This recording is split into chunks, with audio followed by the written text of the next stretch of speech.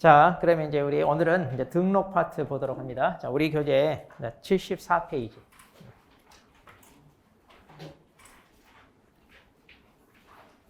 자, 74페이지 보겠습니다. 지난주 거 똑같은데 지난주 받은 거 그대로 같아요? 네, 지난주에. 그 메일 정리 노트도 2주차 거 그 준비하시면 됩니다. 네. 자, 그러면 이제 오늘 우리가 이제 등록 파트인데, 자, 등록이란 말을 우리가 지난주 용어의 정의하면서도 잠깐 들었어요. 그래서 개업 공인중개사 우리가 설명하면서 이 법에 의하여 중개사무소 개설 등록을 한 자 그랬잖아요. 그때 이제 등록이란 말이 잠깐 나왔어요. 그러니까 뭐냐면 내가 중개업을 하고 싶어요. 그런데 내가 하고 싶다고 해서 마음대로 할 수 있는 게 아니라 행정청으로부터 이제 허락을 받는다 그 얘기입니다. 그래서 제게 행정청이 우리한테 뭔가 할 수 있도록 허락을 해주는 그런 방식. 보통 이제 이걸 우리가 허가받는다 이래요. 이제 행정법에 쓰는 법률상 용어로 이제 보통 허락받는다. 이것은 이제 허가. 그런데 이제 어떤 데는 인허 이런 말 쓰기도 하고 또 승인 이런 말 쓰기도 하고 또 인가받는다 이런 말 쓰기도 하고 다 들어본 말들이죠. 이런 게 다 우리가 행정청으로부터 허락을 받는 거예요. 그런데 우리는 그중에 어떤 표현을 쓰느냐? 등록이란 말을 써요. 등록. 자, 그런데 이제 원래 등록이란 말은 뭐예요? 그 한자적인 의미를 보면 오를 등자, 기록할 농자. 그러니까 내 이름을 어디에 기록하여 올린다. 이런 얘기잖아요. 여러분 학원 접수할 때 뭐라고 그래요? 학원 등록한다 이런 말 했죠?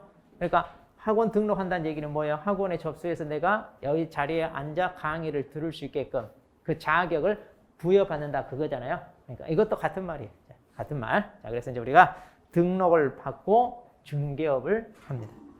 자, 그러면 자, 우리가 이제 법적으로 이제 등록이 어떤 성질을 가지고 있느냐 이제 살펴볼 건데, 자, 법적으로. 자, 여기서 보시면 이제 등록이란 뭐냐 이건데, 자, 일정한 사실이나 법률 관계를 행정관청 등에 비치되어 있는 공적 장부에 기재하고, 그러니까 등록이 이제 이게 기록할 녹자니까 자기 이름을 여기에 올려서 기록한다는 얘기죠. 그렇게 해서 일정한 사실이나 법률 관계의 존재 여부를 공적으로 증명하는 것. 그러니까 당신은 이 일을 해도 좋습니다. 라고 이렇게 이제 한마디로 증명해 주는 것. 이게 이제 법률적인 풀이로 하면 이렇게 돼요. 좀 말이 어려운데 우리가 그럼 이런 거 알아야 되느냐? 이런 건 알 필요는 없어요. 단지 이제 행정법에서 등록이란 말을 어떻게 표현하고 있냐? 이런 식으로 표현하고 있습니다. 자, 그런데 이제 이런 등록은요. 자, 행정청이 하는 행정행위. 행정행위라고 그래요, 그걸. 그러니까 한마디로 행정청이 하는 법률행위를 갖다가 행정행위 그래요. 자, 그런데 이러한 행정청의 행정행위를 뭐라고 하느냐? 명령적 행정행위 이렇게 얘기합니다. 자, 이것도 이제 행정법에서 쓰는 말이에요. 좀 어려운 건데, 자, 우리가 뭐 이거 알아야 되거나 그런 건 아니에요. 단지 이제 이해를 돕기 위해서 하자면 이거예요. 우리가 지난주에 그 연역을 살펴봤어요. 예전에 어떤 사람들이 이 업종에 종사했었나. 기억나나요?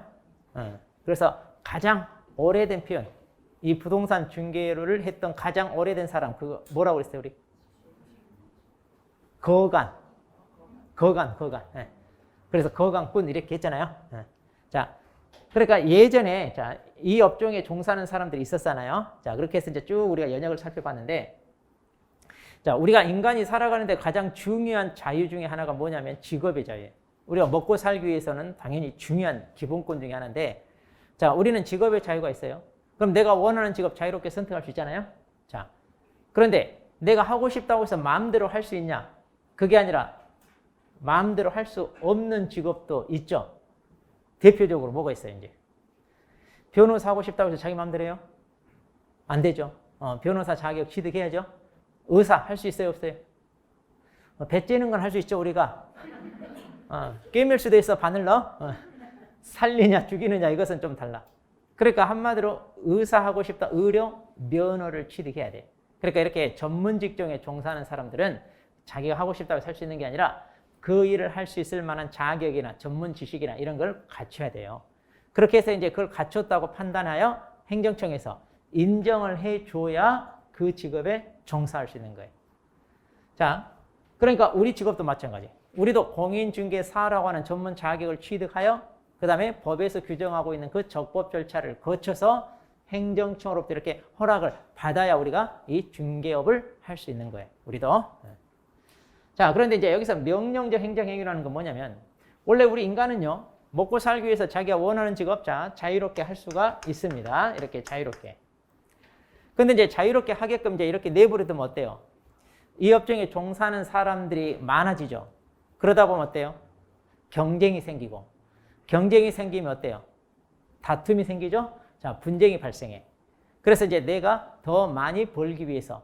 자, 이렇게 이제 다툼이 생기고 분쟁으로 번집니다. 그럼 사회 질서가 혼란스러워요. 그럼 어떻게 해야 될까, 이제? 내버려 둬야 돼? 아니면 국가가 개입을 해야 돼요? 국가가 개입을 해야 되겠죠. 그래서 이제 국가가 개입을 합니다. 이런 걸 니네 못해 하고 이걸 제한을 해요. 제한을. 자, 제한을 합니다. 그러니까 법규로 이걸 규제한다는 얘기예요. 제한한다는 얘기는 법으로 이제 이걸 규제한다는 얘기예요. 그러니까 예전엔 자, 조선시대 때는 자유롭게 할 수 있다가 사람들이 점점 많아지니까 처음으로 이제 뭐예요? 객주거간 규칙이라고 하는 법규가 만들어져서 단속을 하고. 자, 이런 식으로 이제 법규가 만들어지는 이유가 다 그거예요. 자, 그런데 이 직업이 그러면 아예 필요 없는 직업이냐? 그건 아니죠. 이 직업은 아주 필요한 직업이에요. 누군가는 해야 돼. 근데 아예 못하게 이렇게 규제하면 되냐? 안 돼요. 자, 그래서 대신 법에서 갖추라는 일정한 요건이나 자격을 갖추면 이렇게 못하게 규제한 걸 풀어주겠다. 이걸 해제한다. 이런 말을 해제. 그러니까 아무한테나 하는 게 아니라 자, 법에서 갖추라는 요건을 갖췄을 때, 자, 그 요건을 갖춘 사람에 한하여 이 규제한 것을 뭐한다? 풀어주겠다. 그러니까 할 수 있게끔 허락을 해주겠다. 이런 얘기를.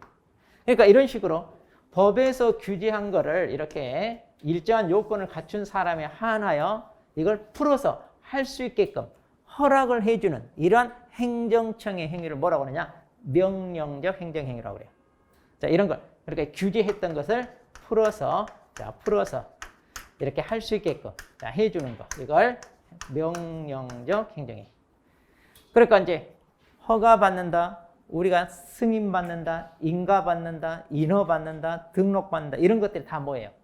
행정청으로부터 우리가 허락받는 거 이런 걸 다 명령적 행정행위라고 그래요. 명령적. 자, 그런데 이제 우리는 법에서 갖추는 이 요건만 갖추면 어때요? 등록해 주죠? 그러니까 그렇게 까다로운 규제는 아니에요. 일단은 요건은 갖추고 이제 중개업을 하세요. 이런 말이에요. 그런데 아예 이 직업 하고 싶다고 해서 일체 허락을 안 해주는 직업도 있어요. 그러니까 이렇게 일정한 요건을 갖춰서 할 수 있게 풀어주는 것, 이런 것은 이제 우리가 상대적 금지라고 하는데 절대적으로 허락을 안 해주는 거. 그러니까 절대적으로 금지가 되는 이러한 직업은요, 나 하고 싶다 아무리 요구해도 허락을 해줄까요? 안 해줄까요? 안 해줘요. 뭐냐? 나 마약 팔겠다. 마약 상인하고 싶다. 해줘? 안 해줘? 내가 지금 편의점을 하고 있는데 편의점 수익을 위해서 청소년에게도 술, 담배 팔게 해달라. 허락해줄까요? 안 해줄까요? 안 해줘. 이런 건 절대적 금지. 그러니까 이런 절대적 금지를 풀어주는 게 아니라 이 명령적 행정에는 뭐냐면 상대적 금지를 자, 이런 걸 자, 풀어주는 거예요. 상대적 금지를 풀어주는 거예요. 그러니까 이제 주로 전문 직종이 이런 다양한 거 있죠. 자기 하고 싶다고 해서 그냥 하는 게 아니라. 자. 그러니까 이제 원래는 자유롭게 할 수 있다가 이렇게 이제 사람들이 이 업종에 점점 종사하는 사람이 많아져서 분쟁이 발생하면 이제 사회 질서를 이제 조금 지키기 위해서 이제 이렇게 하는 겁니다.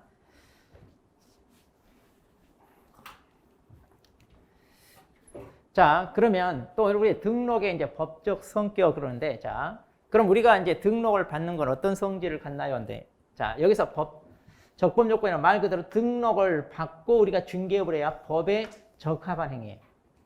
적법이란 말은. 그러니까 등록을 받지 않고 중개업을 한다. 그럼 뭐가 될까요? 등록을 받지 않고 하게 되면 위법이 돼, 위법. 이거 위법. 적법이 아니라 뭐예요? 위법 행위가 되잖아요.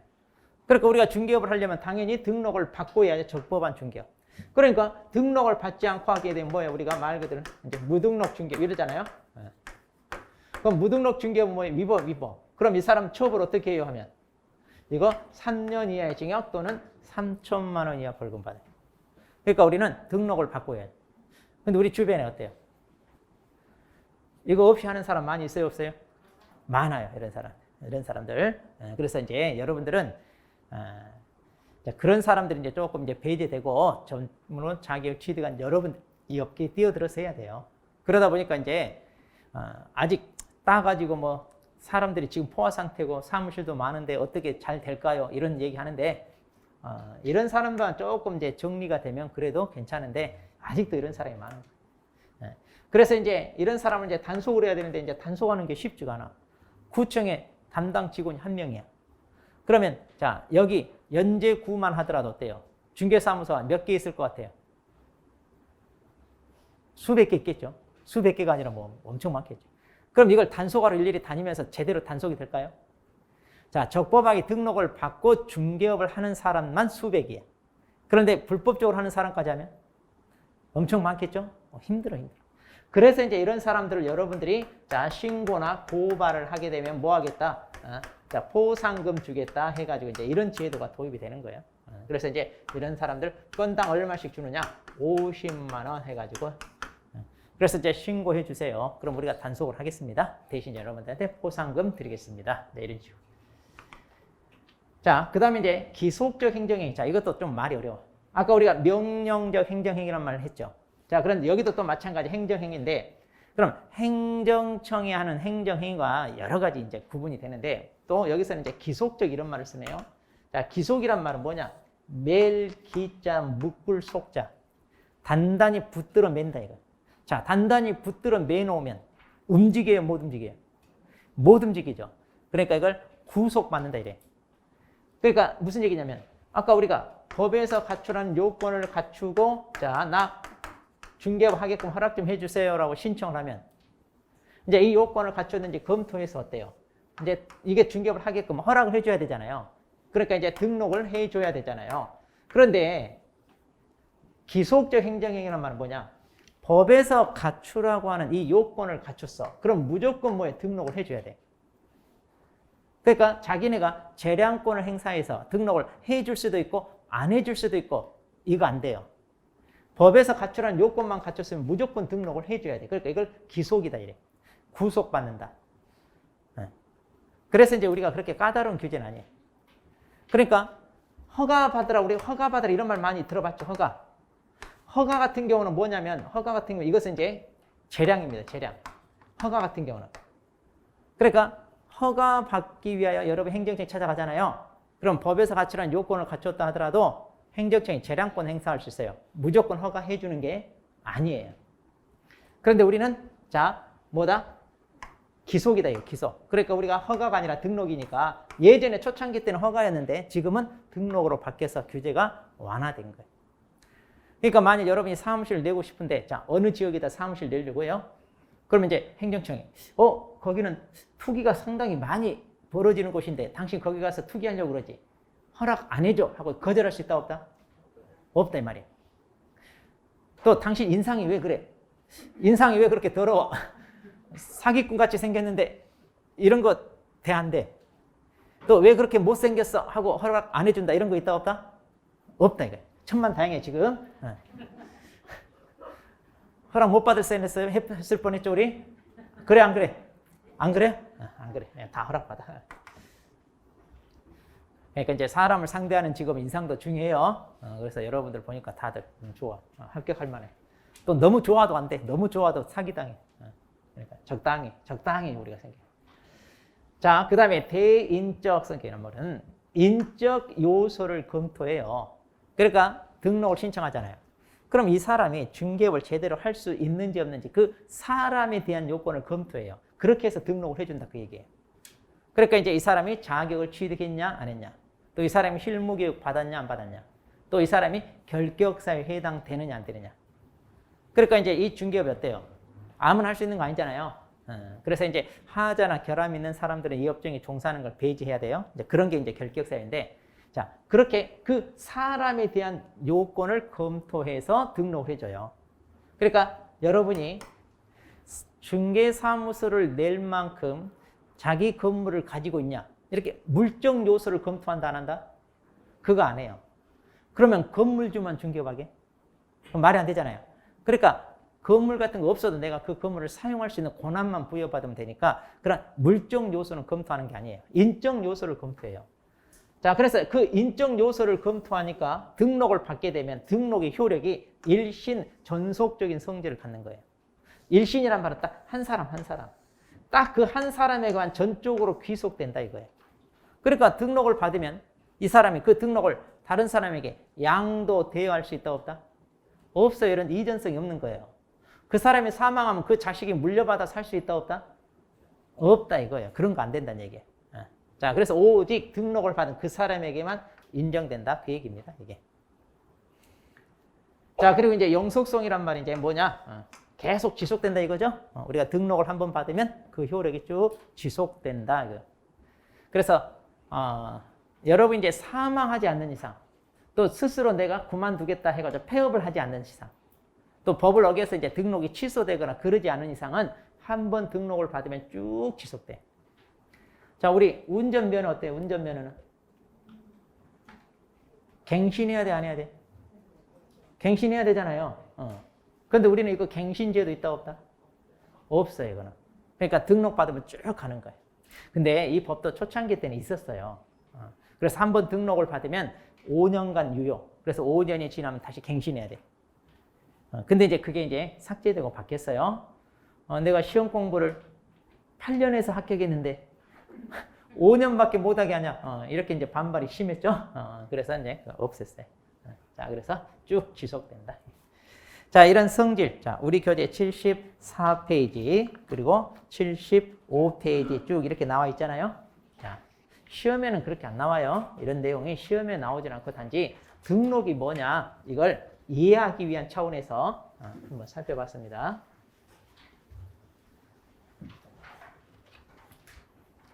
자, 막 체크하거나 그럴 필요 없어요. 자, 그럼 이제 우리 교재 넘겨서 자, 이제 절차를 살펴보도록 하겠습니다. 자, 76페이지. 자, 이제 등록 절차는 중요합니다. 자, 뭐든지 절차라고 하는 것은 어떤 순서대로 이렇게 전개가 되는지 그거 꼭 머릿속에 넣어야 돼. 그리고 중간중간에 삽입되는데요. 이 내용이 어디에 삽입되는지, 자, 이런 것 정확히 잘 아셔야 돼요. 뭐든지 절차는 꼭 시험에 나와요. 이거는 또 중요합니다. 자, 그러면 이제 우리 교재에 쭉 있는 것을 제가 이제 그림으로 이렇게 싹 그렸어요. 자, 그러면 여러분 76페이지 맨 밑에 여백 있잖아요. 그 여백에다 이걸 딱 그려놓으세요. 자, 이렇게. 굳이 네모 칸 안 쳐도 돼요, 여러분은. 자, 먼저 이제 법에서 갖추는 요건을 구비를 해야 돼요. 그런 다음 이제 등록 신청하러 갑니다.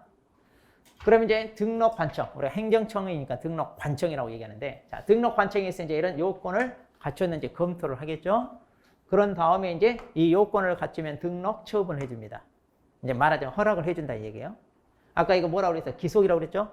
그러니까 요건만 갖추면 무조건 등록해줘라. 자, 그럼 이제 등록을 받으면 이제 우리가 뭐가 돼요? 신분이 개공사. 그러니까 그 전에는 공인중개사였어요. 자, 공인중개사가 이제 우리가 등록을 받으면 개공사가 된다 그랬잖아요.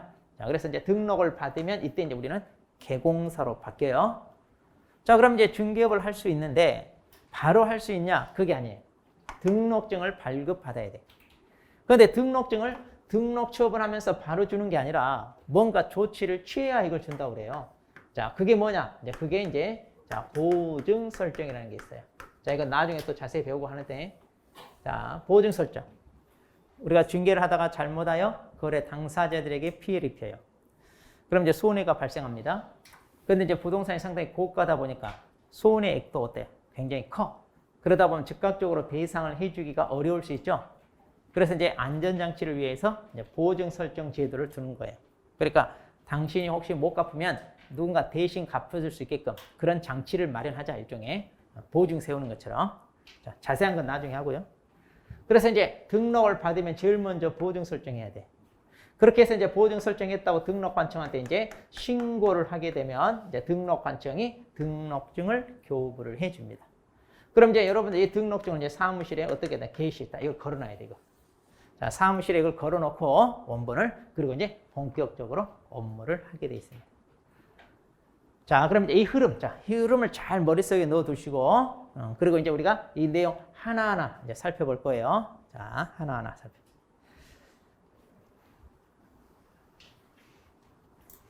자, 그러면 이제 자, 76페이지. 자, 거기 보면 이제 등록 신청권자 그랬네요. 자, 누가 등록을 신청할 수 있나요? 자, 우리가 등록을 신청한다는 건 뭐예요? 뭐 하려고 신청해요? 등록 신청하는 이유는 개업 공인중개사가 되겠다는 거잖아요. 그러죠? 왜냐하면 중개업을 하려고 등록을 신청하는데 그 중개업을 누가 해요? 개업 공인중개사. 자, 개공사 하잖아요. 그러면 자, 개공사 종류 몇 가지? 자, 지난주에 몇 가지? 개공사 종류 몇 가지? 세 가지. 법인인 개공사, 공인중개사인 개공사, 그리고 연역적으로 탄생한 중개인. 우리가 부칙상 개공사 했잖아요. 자, 여기서 흔들리는데 여기 조심하라고 그랬잖아요. 자, 다시 법인 형태로 나 중개업 하고 싶어요. 나 개인으로 하고 싶어요. 공인중개사인. 그리고 연역적으로 탄생한 누구? 중개. 그런데 지금은 중개인 탄생할 수 있다 없다? 지금은 없어요. 예전에 소개영업법에 의해 중개업을 하도록 허락받은 사람들이 제도가 바뀌어서 공인중개사 자격 취득해야 이제 중개업을 할 수 있게끔. 자, 이렇게 제도가 바뀌었지만 이 사람들은 그 전에 소개영업법에 의하여 이미 중개업자로 인정을 받은 사람이라 그 기득권을 그대로 누린다고 그랬잖아요. 자, 그래서 공인중개사 자격이 없어도 개공사라고 인정을 해 준다 그랬어요. 자, 이제 이번에 처음 온 사람들, 그거 못 들은 사람들 잘 알아야 돼. 중개인. 자, 그래서 이제 지금은 중개인은 탄생할 수 없어. 그러면 이제 탄생할 수 있는 게 법인인 개공사 아니면 공인중개사인 개공사. 둘밖에 없잖아요. 자, 그래서 여기 보세요. 그래서 지금 등록을 신청을 누구밖에 못 해요? 공인중개사나 아니면 뭐다? 법인. 이들밖에 안 된다는 얘기예요. 등록을 신청할 수 있는 게. 자, 그래서 이제 이게 법조문이에요. 자, 이게 법조문인데 이거 시험에 잘 나와요. 그리고 또 우리 수험생들이 잘 틀려. 자, 이게 무슨 말인지를 모르겠대. 맨날 물어보는 게 이거. 잘 들어야 돼, 지금. 자, 이 말이 무슨 말인지 잘 들어야 돼요. 심지어 막 밴드나 이런 카톡에서 질문을 하는데 답변하는 사람도 틀려. 그래 놓고 자기 말을 우겨. 그래 놓고 누구를 강사들이 잘못 설명했대. 자, 그래서 이제 밴드 이렇게 보면 참 재밌는데 잘 보세요. 공인중개사. 자, 이걸 빼고 일단 가로 안에 있는 거 빼고. 자, 공인중개사 또는 법인. 자, 공인중개사 또는 자, 법인이 아닌 자는 중개사무소 개설 등록을 신청할 수 없다. 자, 그럼 반대로 누구만 신청할 수 있다? 공인중개사와 그렇죠. 공인중개사와 법인만 신청할 수 있어요. 왜? 우리 개공사 종류에 법인인 개공사, 공인중개사인 개공사, 중개인 이렇게 있는데 지금 중개인은 탄생할 수 없으니까 둘밖에 없잖아요. 그래서 공인중개사, 법인만 신청할 수 있다 이 말이에요. 간단한 말인데 이게 무슨 말인지 모르겠대. 어때요? 알겠어요, 여러분은? 자, 간단해요. 공인중개사, 법인이 아닌 자는 등록을 신청할 수 없다. 법조문은 그 반대로 이렇게 표현을 해요. 반대로. 자, 그래서 이걸 반대로 이제 해석하면 공인중개사와 법인만 신청할 수 있다. 이거. 자, 그런데 공인중개사 자격이 있는 사람이라면 외국인도 상관없고요. 또 일정 요건을 갖춘 외국 법인도 마찬가지 등록 기준. 이게 이제 우리가 요건이라고 그러잖아요. 자, 우리 법에서 갖추는 요건만 갖추면 다 등록 신청할 수 있다, 없다? 있다 이거예요. 자, 그러니까 이건 무시해도 돼. 자, 이거 무시하고 공인중개사와 법인만 신청할 수 있다. 자, 그런데 여기. 자, 소속 공인중개사를 제외한다고 그랬네요. 자, 제외한다는 얘기는 소속 공인중개사는 등록을 신청할 수 있다, 없다? 없다는 얘기예요. 자, 그럼 소속 공인중개사 우리가 누구라고 그랬어요? 개업 공인중개사 밑에 소속된 사람이죠? 그런데 공인중개사 자격을 가지고 우리가 이 사람을 뭐라고 했다? 직원이라고 했죠? 근데 이제 직원이라는 표현을 안 쓰고 우리 법에서는 고용인. 자, 그러니까 자, 갑이라는 개공사가 있어요. 자, 여기 사무실이 있는데 여기에 A라는 사람이 지금 소공사로 들어가 있어. 자, 고용인으로. 그럼 소공사로 있으면서 등록을 신청할 수 있냐? 안 된다는 얘기예요. 그럼 왜 안 되느냐? 만일 이 사람이 등록을 신청했어요. 자, 그래서 등록을 받아. 등록을 받으면 이 사람도 뭐가 돼요? 개공사가 되잖아요. 그러면 A도 개공사가 돼. 그럼 자기 사무실도 있겠죠? 자, 그러면 이 A라는 사람은 갑 중개사무소에 속하고 A 자기 사무소에도 속하고, 그래서 이걸 뭐가라고 하느냐? 이걸 갖다가 우리가 이중소속이라고 해요. 이중소속. 그럼 이중소속 인정되냐? 이거 인정이 안 돼요. 그래서 소공사가 등록을 하여 등록을 받게 되면 이중소속이 되니까 안 돼. 그럼 이 사람이 자, 나 중개업 하고 싶어요 하면 어떻게 해야 돼? 그만두고 나와야지. 그만두고 사표 쓰고 나오면 이제 그럼 이제 A라는 사람 뭐가 돼요? 그렇죠. 그냥 공인중개사죠. 이제 여기서 떨어져 나오면 이제 소속이란 말이 뭐예요? 소속이란 말이 떨어져 나가잖아요. 그러니까 뭐가 돼요? 그냥 공인중개. 그냥 공인중개사니까 이제 등록할 수 있어요, 없어요? 있어요. 그렇게 해야 된다, 이거. 자, 그래서 내가 자격은 취득했지만 바로 사무실 개업에서 영업을 하기가 좀 부담스러워. 아직 잘 모르잖아요. 실전에 약하고 노하우도 없고. 그러니까 이렇게 다른 사람 밑에 들어가서 일 좀 배워야지. 이렇게 이제 소공사로 들어가서 한 6개월, 1년 이렇게 일을 배웠어. 자, 근데 이제 어느 정도 숙달이 되니까 나도 내가 개업하고 싶다. 그러면 어때요? 그러면 소공사로 있으면서 등록을 한 게 아니라 어떻게 해야 돼? 사표 쓰고 나와서 하면 돼요. 그렇게 하면 됩니다. 자, 그래서 이제 보통 이렇게 해요. 근데 이제 이렇게 남 밑에서 직원으로 있으면서 일 좀 배우려고 하는데 제대로 가르쳐 준다? 안 가르쳐 준다? 잘 안 가르쳐 주잖아요. 그러니까 남 밑에서 더러운 꼴 보면서 말이야. 일 좀 배우려고 했더니 그것도 안 가르쳐 줘. 그러니까 요즘은 이제 이렇게 안 하고 이제 직접 이제 교육으로 학원에서 해주잖아요. 그게 이제 우리 RSA라고 이제 실무 교육을 아예 그냥 시켜줘, 이제 또. 그래서 이제 이것이 좀 요즘은 인기가 많고 그러대. 남 밑에 사는 것보다는 이제 속 편하게. 자, 그러면 이렇게 이제 공인중개사와 법인만 그러니까 신청할 수 있으니까 그럼 다른 사람들은 신청할 수 있나요? 당연히 안 돼. 그래서 여기 소공사 안 된다고 했으니까 소공사 안 되고. 그 다음 변호사법상 변호사 이 사람 신청할 수 있나요? 이거 판례 이렇게 돼 있죠. 자, 이게 안 됩니다. 왜냐하면 예전에 이게 이제 하나의 사건이 있었어요. 그래서 이제 변호사가 나 변호사 업무하면서 중개업도 하고 싶어요. 그러니까 등록을 해주세요 라고 등록을 신청을 했어요. 그랬더니 등록을 안 받아줬어요. 왜? 너 등록 신청하려면 여기 등록 기준 이거 갖춰야 되잖아요. 근데 이 등록 기준이 뭐냐? 개인으로 하려면 뭐가 있어야 돼? 공인중개사 자격이 있어야 되잖아요. 근데 이제 내가 변호사 자격증이 있으면 됐지. 꼭 공인중개사 자격이 있어야 되느냐? 이제 이런 생각으로 신청한 거야. 무슨 배짱인지 몰라도. 그랬더니 이제 공인중개사 자격이 없으니까 안 됩니다 하고 안 받아줬니까. 이 또라이 변호사가 법원에 소송 제기한 거예요. 졌어요. 고등법원까지 끌고 갔어요. 그래도 졌어요. 대법원까지 끌고 왔어요. 이때 당시 뭔 배짱인지 몰라서 이제 변호사 협회에서 밀어줬어요. 네가 승소해서 우리도 중개업 하게끔 이거 쟁취해 와라. 그런데 대법원에서도 패소했죠. 자, 네 심정은 알겠는데 중개업을 하려면 그냥 이 요건만 갖추면 돼. 그 얘기는 공인중개사 자격만 따면 되는데 왜 그냥 하려고 하느냐. 변호사 자격증이 뭐 이거 만능이에요? 그건 아니죠.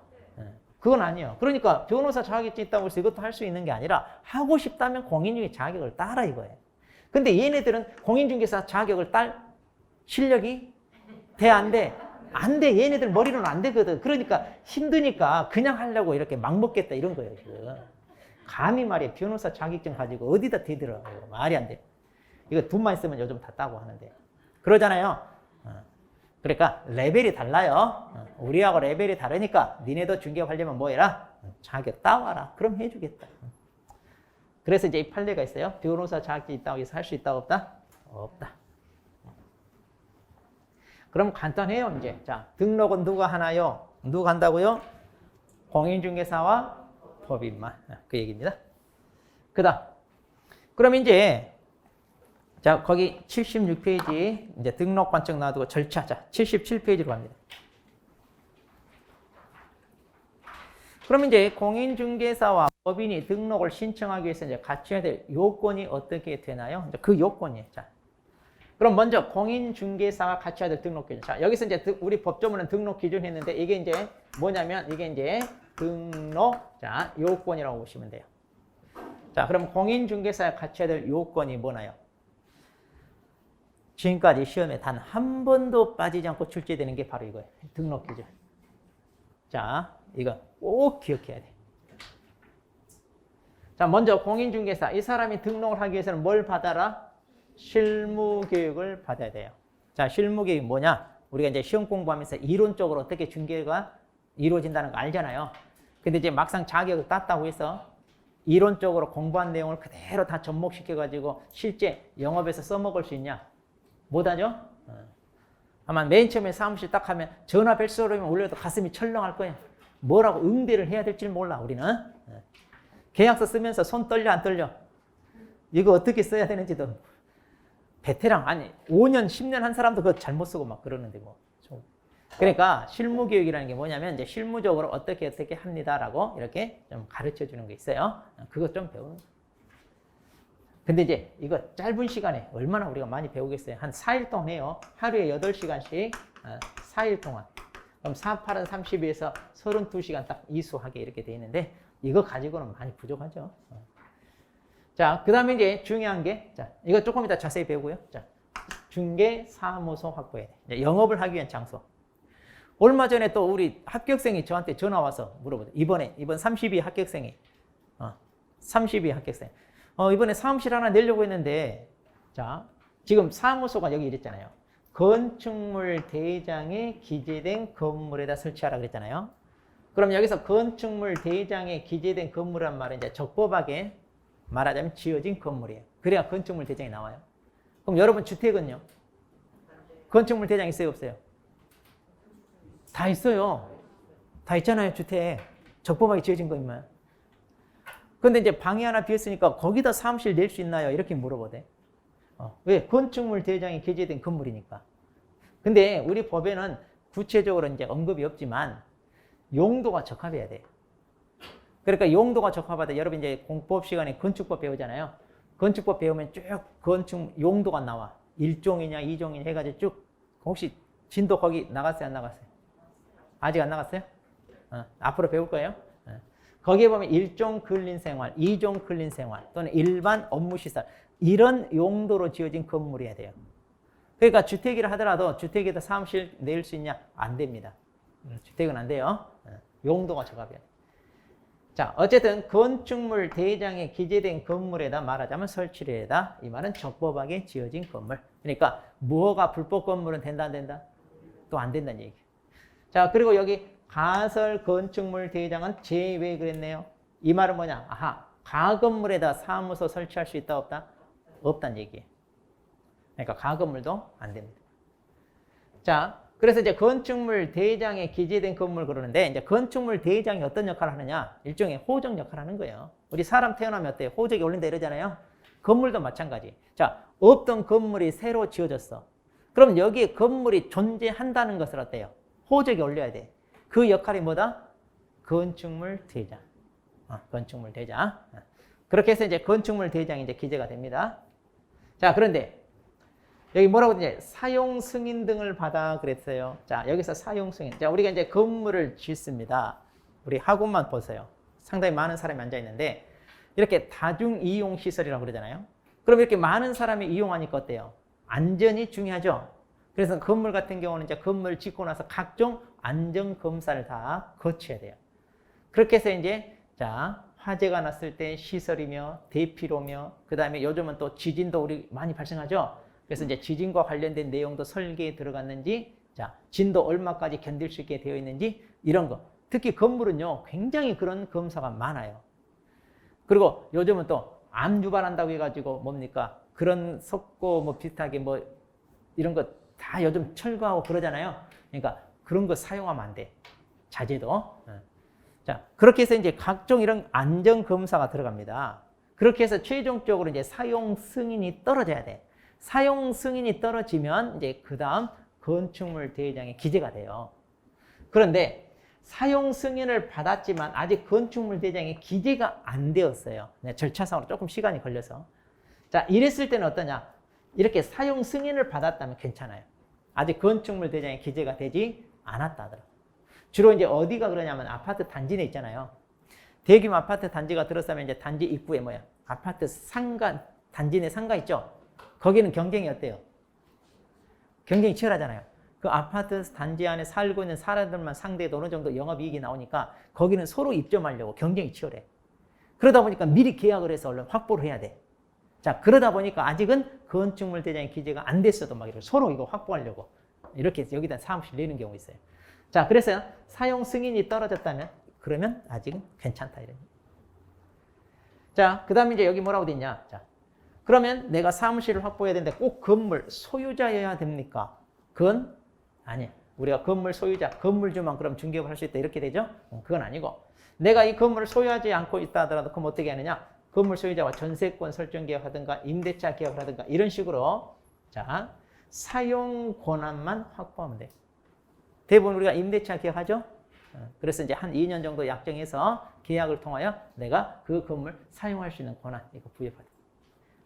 뭐 이제 자기 건물 있으면 자기 건물 해도 되고요. 자, 이렇게 해서 이제 사무소 확보해야 되는 게 있고요. 그다음 결격 사유에 해당돼서는 안 됩니다. 자, 결격 사유도 아까도 잠깐 얘기했는데 조금 이따 이제 3교시 할 거예요. 결격, 자격이 결여돼 있다.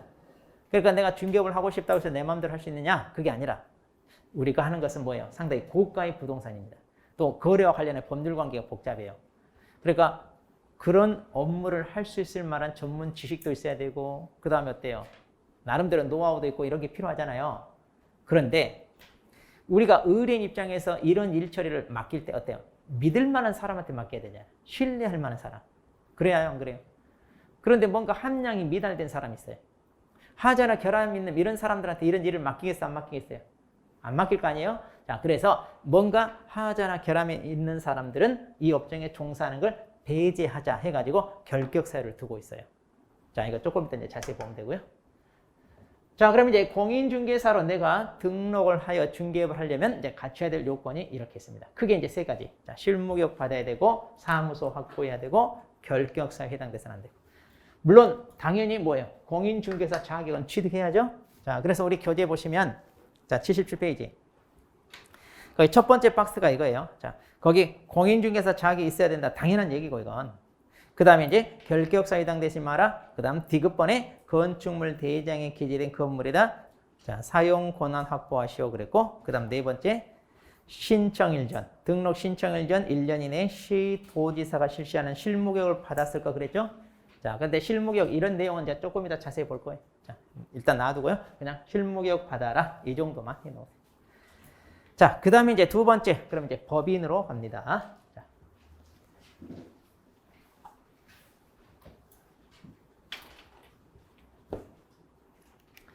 자, 특히 시험은요, 여기서 나와요. 시험은. 아까 공인중개사 개인에서 나오는 게 아니라 여기에서. 왜냐? 개인은 개수가 몇 개 안 되잖아요. 그러니까 오지선다 내기 부족해. 자, 그래서 법인 여기서 나와. 자, 지금까지 단 한 번도 안 빠지고 출제됐어요. 자, 그러니까 이거 확실히 알아요. 자, 그럼 먼저 나는 법인을 설립하여 법인 형태로 중개업을 하고 싶다 그 얘기거든요. 그러려면 먼저 법인을 설립해야 돼. 자, 어떻게? 상법에 따라. 그러니까 상법에 따라 회사 형태로 설립을 하든가. 회사가 다 법인입니다. 이게 다 영리법인이에요. 상법에 따른 회사들이. 아니면 협동조합 기본법에 따른 협동조합 형태로 나 설립을 할래요. 그래도 돼요. 자, 원래 이거 없다가 이제 추가된 내용인데. 자, 상법상 회사로 설립하거나 협동조합 기본법에 따른 협동조합 형태로 설립하거나 그건 여러분 자유입니다. 자, 그런데 상법상 회사는요, 이게 다 영리법인이에요. 영리. 그러니까 어떤 종류건 상관없이 다 되는데 여기 협동조합 같은 경우 가로 안에 사회적 협동조합은 제외 그랬잖아요. 자, 그럼 여기서 사회적 협동조합이 뭐냐? 보통 이렇게 우리가 앞에 이런 말이 붙는 거 사회적 기업 이런 말 있죠. 자, 이건 영리가 아니라 비영리법인이에요. 자, 이렇게 사회적 이런 말 들어가는 것은 비영리법인. 그러니까 어떤 이익을 추구하기 위하여 만들어진 법인이 아니라 오히려 돕는 거. 그러니까 취약계층을 돕는다든가 취업을 알선한다든가 또는 요즘 노약자들 이런 생활 불편한 거 있잖아요. 그런 것들에 대해서는 뭔가 도움을 준다든가 또는 예술 종교단체 뭐 이런 데서 또 뭐 후원을 한다든가 이런 거. 그러니까 이제 뭔가 이런 쪽으로 돈을 출연해 가지고 남을 돕는 이런 쪽으로 하는 거예요. 그러니까 이것은 영리가 아니니까 뭐예요? 안 된다는 얘기. 우리가 중개업을 하겠다는 건 뭐예요? 돈 벌겠다는 거잖아요. 그러니까 영리법인이어야 된다는 얘기예요. 그래서 비영리법인은 제외. 자, 그래서 사회적 협동조합은 제외하는 말.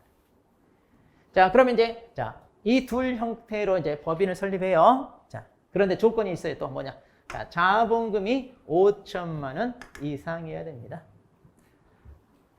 자본금. 자, 원래 상법에 따라 회사 설립할 때 뭐 자본금 얼마 있어야 되냐? 예전에 있었는데 이런 규정이 다 삭제됐어요. 그래서 이제 자본금 규모 상관없이 회사 자유롭게 설립할 수 있어요. 자, 그런데 중개업을 하겠다는 법인이라면 어느 정도 규모를 갖춰라 그 말이에요. 중개업을 하겠다는 법인. 그래서 자본금이 5천만 이상이 돼야 돼.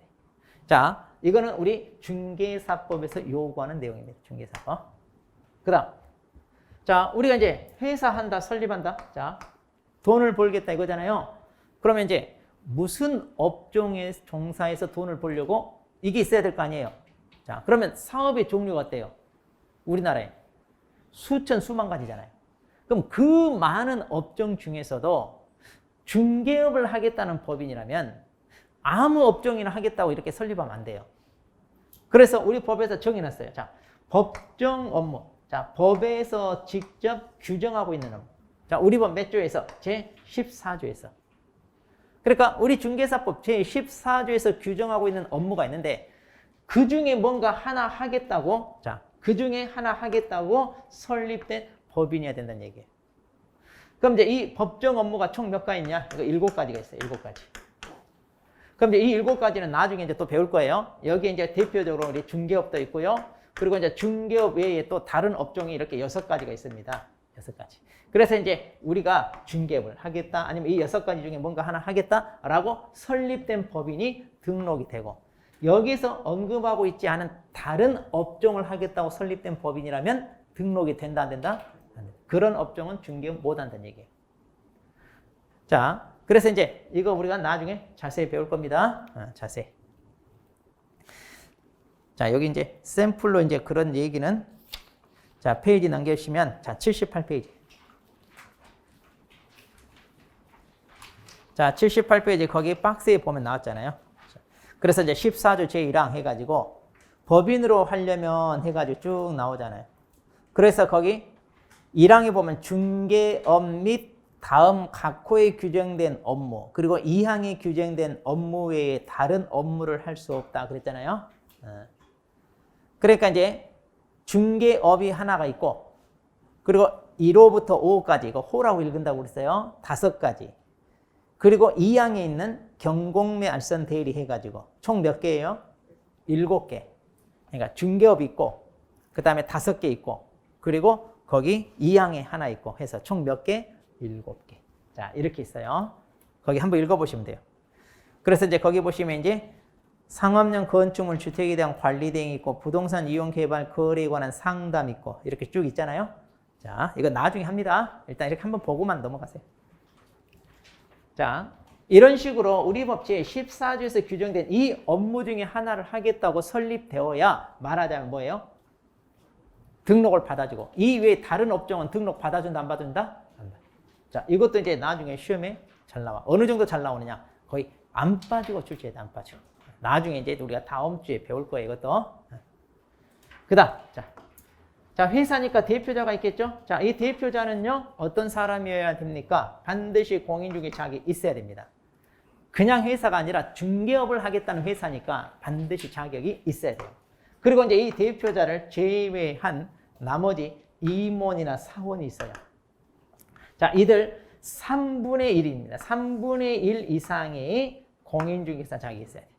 자, 그럼 여기서 이제 임원, 사원이 누구냐? 자, 우리 용어 정의할 때 잠깐 들어봤죠? 자, 용어 정의할 때, 자, 회사 같으면, 자, 임원이라고 불리우는 사람, 또 이제 사원이라고 불리우는 사람이 있는데, 이때 임원은 우리가 주식회사에서 쓰는 주식회사 쓰는 말인데, 주로 이사 이런 직책을 가지고 있는 사람 있잖아요. 전무이사, 상무이사, 뭐 이런 사람들, 회사 끝발 있는 사람들 있잖아요. 자가용 차가 나옵니다. 차도 나오고. 그 다음에 이제 사원, 이거 조심하세요. 그럼 이건 일반 평사원이냐? 아니에요. 일반 평사원이 아니라 회사 종류에 우리가 여러분들은 잘 모를 텐데 한명회사나 합자회사가 있어요. 자, 이런 회사에서 어떤 사원이냐면 무한 책임 사원이라고 해요. 무한 책임 사원. 자, 무한 책임. 그러니까 책임에 한계가 없다. 책임에 한계가 없다는 얘기는 뭐예요? 끝까지 책임져야 된다 그 말이에요. 그러니까 회사와 운명을 같이 해야 되는 그런 만큼 책임 있는 위치에 있는 사람이에요. 그러니까 이제 임원과 레벨이 같다 이렇게 보시면 돼요. 자, 그러면 일반 평사원 아닙니다. 그럼 이제 회사 규모에 따라 이 숫자가 많을 수도 적을 수도. 특히 삼성전자나 LG전자는요, 임원만 몇백 명 돼요, 몇백 명. 자, 그런데 이제 이렇게 몇백 명이 되잖아요. 자, 그러면 그 중에 얼마? 3분의 1 이상만 자격이 있으면 돼요. 다 있어야 되는 게 아니라. 이런 거죠. 그 다음에 이제, 자, 실무교육을 받아야 됩니다. 자, 그럼 이 실무교육 누가 받나요? 대표자가 반드시 받아야 되고, 자, 여기 조심하세요. 임원 또는 사원 뭐래요? 전원이 다 받아요. 그러니까, 자격이 있는 임원도 있고, 없는 임원도 있는데, 실무교육은 어떠라? 다 받아라. 지금 그 얘기야, 다.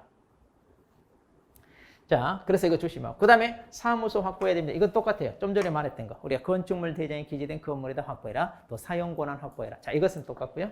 그 다음 결격사에 해당돼서는 안 되는데 당연히 대표자와 임원사원 또 이들 전원이 다 결격사유에 해당돼서는 안 됩니다.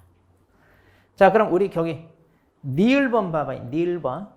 그 박스에 보면 니을번에 사원, 임원 이들이 다 실무교육을 받아라. 그리고 맨 끝부분에 거기 결격사유가 없을 거 거기 그렇게 나와 있어요. 자, 77페이지 거기 박스 있죠? 찾았어요? 거기 끝에 살짝 이거 붙어 있어서 없는 것처럼 보여요. 자, 그래서 거기 결격사유 거기 해당돼서는 안 된다. 이렇게 하시면 돼요. 자, 그럼 이제 여기도 이제 5개가 아니라 이렇게 6개가 됩니다. 자, 이거 시험에 잘 나옵니다. 안 빠지고 나옵니다.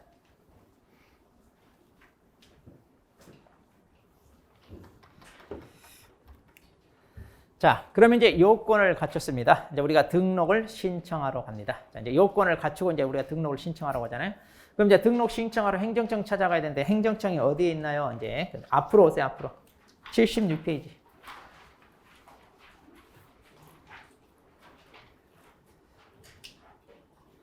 자, 거기 보시면 이제 맨 밑에 이제 등록 관청이 이렇게 나와 있잖아요. 자, 그럼 이제 등록 관청이 어디예요? 이건데 이제 한마디로 등록을 해주는 행정청입니다. 자, 중개사무소 소재지입니다. 자기가 살고 있는 주소지가 아니라 중개사무소를 두고자 하는 곳을 관할하는 시장, 군수, 구청장. 자, 사무소 소재지. 자기가 살고 있는 주소지가 아니라. 자, 그러면 여기 보면 구가 있는 동네는 구청장, 군 지역은 군수. 그 다음에 이때 시는 이제 시장인데 여기 이거 조심하세요. 구가 없는 시 그랬잖아요. 그러니까 구가 있는 시는 여기 구청장이 등록 관청이에요. 그래서 이때 시는 구가 없는 시. 그러면 자, 부산광역시는 구가 있잖아요. 구가 있으니까 부산광역시는 등록 관청이 돼야 안 돼? 안 되잖아요. 안 돼, 안 돼. 자, 김해시는요. 구가 있어요, 없어요? 없잖아요. 그러니까 김해시에다 내가 사무실 내려면 김해시장 찾아간다 이 말이에요. 기장군에다 사무실 내고 싶어요. 누구 찾아간다? 기장군수 찾아. 창원시 구 있어요, 없어요? 에?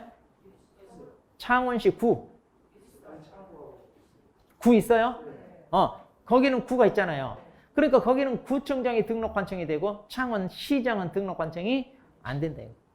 자, 어려운 거 아니에요? 구가 있으면 구청장, 군 지역은 군수. 이때 시장은 구가 없는 시. 그러면 이제 이런 거 시험에 나오냐? 예전에 한번 나온 적 있어요. 예전에. 자, 이게 등록 관청이 되느냐 안 되느냐인데. 그럼 전국에 있는 시 중에 구가 있는데 없는데 내가 알아요 몰라요 하면 다 모르잖아요. 근데 그렇게 시험에 나오면 어떻게? 틀려야 돼요? 자, 그때 기출문제 이랬어요. 다음 중 등록 관청에 해당하는 걸 고르시오. 서울특별시장, 인천광역시장, 부산광역시장, 광주광역시장, 그 다음에 광명시장. 느낌에 다 특별시 광역시잖아요. 구가 있어요, 없어요? 이런 데는 대도시라 있잖아요. 근데 광명시는 규모가 작아서 구가 없어요. 이 정도로 나와요. 그러니까 무조건 틀려야지 이런 말 하면 안 돼요. 맞아야지 그래야지. 무조건 틀려야지. 그러니까 우리가 어떻게 해야 돼? 공부할 때도 중요한 건 뭐예요? 긍정적인 마인드 중요해요. 나는 할 수 있다 이거. 나는 안 돼 그러면 어떻게 한다? 온 우주가 그렇게 돌아간다니까. 자, 그래서 긍정적인 마인드. 자, 그런데 여기 구는요. 이제 이게 중요해요. 우리가 자치구가 있고요. 비자치구가 있어요. 자치구라는 말은 말 그대로 자치권이 있고 비자치구는 자치권이 없다는 얘기인데 우리가 자치구는 구청장을 직접 투표해서 뽑아요. 그리고 비자치구는 투표를 하지 않고 시장이 임명을 해요. 자, 그러면 구청장 투표해서 뽑았냐 이건데 여러분 혹시 뽑았어요? 안 뽑았어요? 다 뽑았죠? 네, 여기는 자치구청. 그러면 자, 저기 이제 제가 이제 내일 전주로 가는데 전주로 가면요 덕진구, 완산구가 있어요. 자, 전주시에 2개가 있어요. 청주로 가면요 청주에 예전에 원래는 2개인데 지금 청운군하고 통폐합돼가지고 4개로 늘어났는데 거기도 구가 4개나 있어요. 자, 그럼 여기 구청장 투표해서 뽑을까요? 안 뽑을까요? 하면 나 안 살아봐서 모르죠? 근데 알아야 돼요 이거. 전국에 만일 구가 있는 도시고요. 이 구청장이 자치인지 비자치구청장인지 여러분은 알아야 돼요. 근데 안다 모른다? 알아요. 한마디면 돼. 특별시, 광역시만 자치구고 나머지는 다 비자치구. 그럼 특별시, 광역시 모르는 사람? 그건 없죠? 이건 알아야 돼. 자, 특별시, 광역시만 자치고 나머지는 다 비자치구예요. 그러니까 자치구청장은요. 파워가 있어 없어? 파워 있어요. 시장이 야 잠깐 와봐 그러면 나 바쁘니까 네가 와 이래도 돼요. 그런데 비자치는요. 버선발로 뛰어가야 돼. 그래야 구청장 시켜주지 다음에. 자, 그렇게 돼요. 그렇게. 자, 그런데 여기 여러분 시도요. 하나 또 조심할게. 자, 시장 우리가 다 투표해서 뽑아요, 안 뽑아요? 다 뽑죠. 그런데 안 뽑는 데가 있어 우리나라에. 도지사가 임명. 그게 유일하게 제주도. 제주시장과 서귀포시장만 그래요. 그래서 거기를 행정시장이라고 그래요. 그러니까 제주도에서 내가 사무실 내고 싶다 그러면 제주시장, 서귀포시장 찾아가는데 거기는 비자치예요. 그러니까 제주도지사는 이렇게 좀 특권이 더 훨씬 더 셉니다. 자, 그러면 이거 구분하겠어요? 일단 자치구, 비자치구 상관없이 구가 있으면 다 구청장의 등록 관청입니다. 자, 구가 있으면 구청장. 간단해요. 네. 자, 그래서 이제 우리가 여기 찾아가서 이제 등록 신청하러 갑니다. 자, 그럼 이제 등록 좀 해주세요. 이제 여기 찾아가면 자, 얘네들이 뭐 한다고요? 요건 검토한다고 그랬죠? 네. 자, 그러면 이제 잘 보세요. 우리가 이제 등록 신청하러 갈 때, 자, 이제 우리 교재에 넘겨서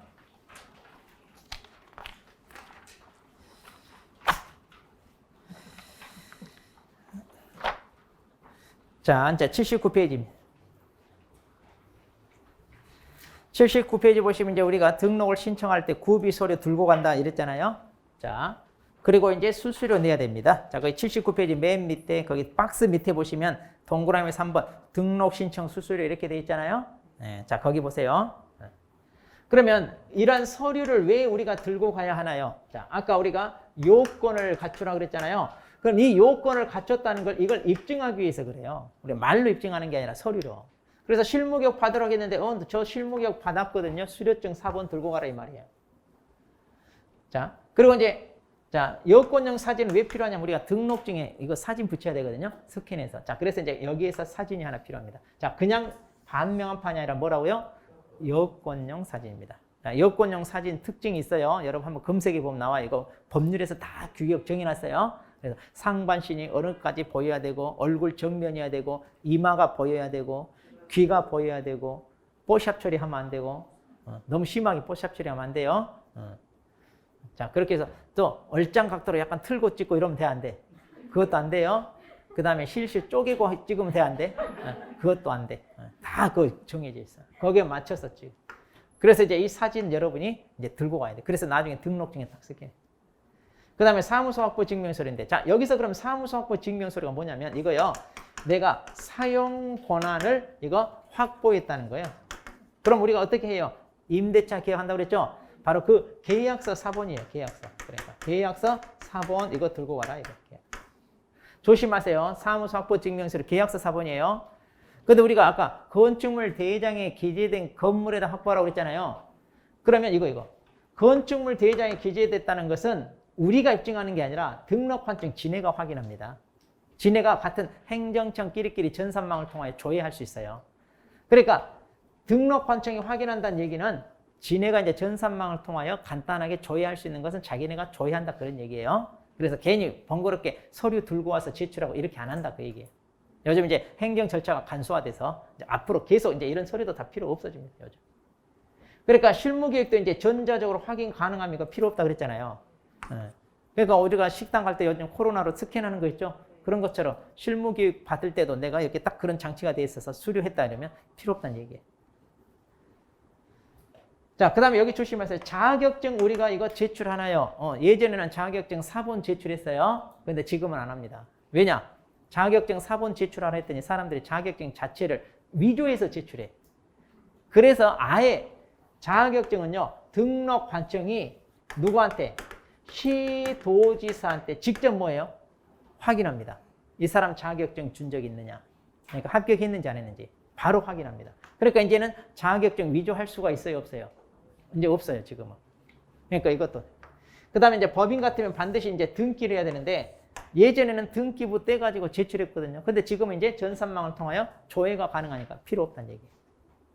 자, 그러면 등록관청이 확인하는 게 있고 확인이 안 되는 건 이제 여러분이 제출해야 되는데 이건 뭐 따로따로 외울 게 아니라 여러분들은 이제 등록을 신청하는 입장이니까 여러분이 제출해야 될 서류가 어떤 건지 이거 한쪽만 알면 돼. 나머지는 어떤다? 등록관청이 확인한다 이러면 돼. 그럼 여러분들은 제출해야 되는 게 뭐예요? 실무계획 수료증 사본하고 그 다음에 여권용 사진하고 그 다음에 뭐예요? 사무소 확보증명서를 해가지고 이렇게 외우시면 돼요. 뭐다? 신뢰사. 김여사보다 한 단계 높은 뭐다? 신뢰사야, 우리는 신뢰사.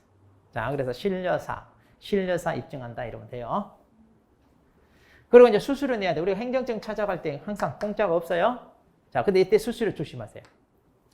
자, 사무소 소재지 관할 지방자치단체 조례가 정하는 바에 따라 그랬죠. 자, 사무소 소재지 관할. 그러니까 여러분이 말하면 이건 등록 관청이 우리 시장, 군수, 구청장 그랬잖아요. 그러니까 시, 군, 구 조례란 얘기예요. 사무소 소재지. 그럼 이제 시, 군, 구 조례인데 여기서 지방자치단체 그랬잖아요. 그럼 이때 구는 아까 자치구가 있고 비자치구가 있다고 그랬잖아요. 그러면 자치구는 조례를 만들 수 있는데 비자치구는 조례를 만들 수 없어요. 이 조례라는 것은 이제 우리 구의회 의원들이 만드는 거예요. 그럼 여러분들은 의회 의원 투표해서 뽑았잖아요. 근데 비자치구는 의회 의원이 없어요. 그럼 비자치구는 어떻게 해야 되느냐? 이들은 시 의원들을 뽑았을 거예요. 그래서 시 조례에 따라야 돼, 이때는. 자, 비자치구는 뭘 따라야 된다? 시 조례. 자, 예를 듭니다. 여러분들은요, 자, 부산광역시 연제구에 여러분이 살고 있어요. 자, 주소지를 여기다 두고 있어요. 그런데 내가 부산광역시, 자, 수영구에다가, 자, 중개사무소를 내고 싶어요. 자, 그러면 어디 찾아간다고요? 수영구청장. 여기 찾아가야 되죠? 자, 여기 찾아가서 등록을 해야 돼. 자, 이때 조례 어디 거네요? 수수료. 여기 찾아가니까 연제구 조례가 아니라 뭐다? 수영구 조례에 따라 내야 돼. 자, 충북 청주시, 자,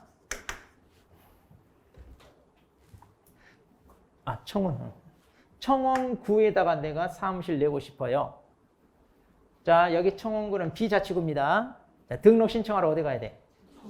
청주시장 찾아가야 돼? 청원구청장 찾아가야 돼? 청주시장이 아니라 구청장 찾아가라고 그랬잖아요. 등록 관청은 자치구, 비자치구 상관 없다고 그랬잖아요. 그러니까 이제 여기서 맨날 틀려, 여러분들. 자, 여기가 등록 관청이잖아요. 그런데 이제 우리가 수수료 내야 되는데 이때 수수료는 어떻게 내나요? 청원구는 비자치구니까 조례가 없어요. 그래서 청원시 조례에 따라 수수료 납부해야 돼. 그러니까 여기서 틀리는 거예요, 여기서 우리가. 그러니까 시험은 여기서 안 내. 여기서 내면 다 맞으니까 이렇게. 실수해도 맞잖아, 지금. 그래서 여기서 내. 자, 자치구, 비자치구 상관없이 구가 있으면 구청장이 등록 관청이 돼. 만일 이 구가 비자치구라면 조례가 없기 때문에 그때는 뭘 따른다? 시졸에 따른다. 이렇게 해야 돼. 시졸에 따른다. 자, 이렇게 해서 이제 우리가 등록 신청하러 갑니다.